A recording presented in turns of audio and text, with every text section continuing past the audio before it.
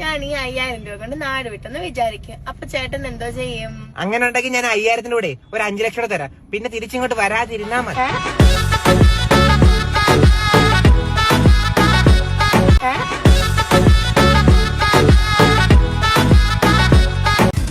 ബ്ലോഗറുടെ ഭാര്യ ഒളിച്ചോട്ടുന്ന ദൃശ്യമാണ് നിങ്ങൾ കാണുന്നത്.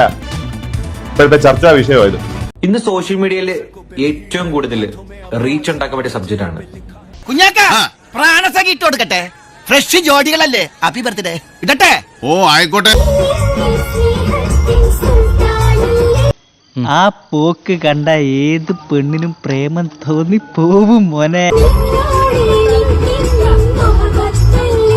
ഒരു ബസ് ഓണർ എന്നൊക്കെ പറഞ്ഞ എന്താ വെയിറ്റ്? നാട്ടിൽ മൊത്തം ഇപ്പൊ ചർച്ച ചെയ്യുന്ന അഖിലനാടിയുടെ പെണ്ണുപിള്ളയുടെ കേസാണ്. അതല്ല ഈ കാണുന്നേ,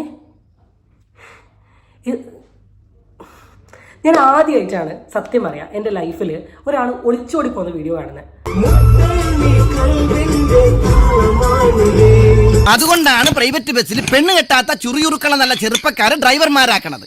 ഭാര്യയും മക്കളും ഉണ്ടോ, ആക്സിലേറ്റ് സമ്മതിച്ചാൽ കാലങ്ങോട്ട് സമ്മതിക്കൂല. നമ്മൾ കുറെ കഥകൾ ഒളിച്ചോടി പോയ കാര്യങ്ങൾ കേട്ടിട്ടുണ്ട്. ചിലപ്പോൾ നമ്മുടെ ചുറ്റുള്ള ആൾക്കാരോ അല്ലെങ്കിൽ നമ്മുടെ വളരെ ഡിസ്റ്റന്റ് ആയ റിലേറ്റീവിലോ ഒക്കെ, അല്ലെങ്കിൽ നമ്മൾ ന്യൂസിലൊക്കെ കേട്ടിട്ടുണ്ട്. ലൈവായിട്ട് ഇത് തോളത്തൊരു ബാഗ്, കയ്യിൽ 2 കവറെല്ലാം കൂടെ പിടിച്ചിട്ട് ഇങ്ങനെ അങ്കിൾ പണ്ട് പോകുന്ന പോലെയാണ് ചേച്ചി പോകുന്നത്. കയ്യും തലയും പുറത്തിടരുതെന്ന് ബസ്സിൽ എഴുതി വെച്ചിട്ടുണ്ട്. പക്ഷെ ഒരു ബസ് കണ്ടക്ടറെ പ്രണയിക്കരുതെന്ന് ബസിന്റെ നിയമത്തിൽ എവിടെയും പറയുന്നില്ലല്ലോ. ആര് പറഞ്ഞത് പെൺകുട്ടിക്ക് പൈസയും ഫെയിമും അതുപോലെ തന്നെ ഗ്ലാമറൊക്കെയാണ് വലുതെന്ന്? ഈ അഖിലനാടിന്റെ കേസ് നോക്ക്.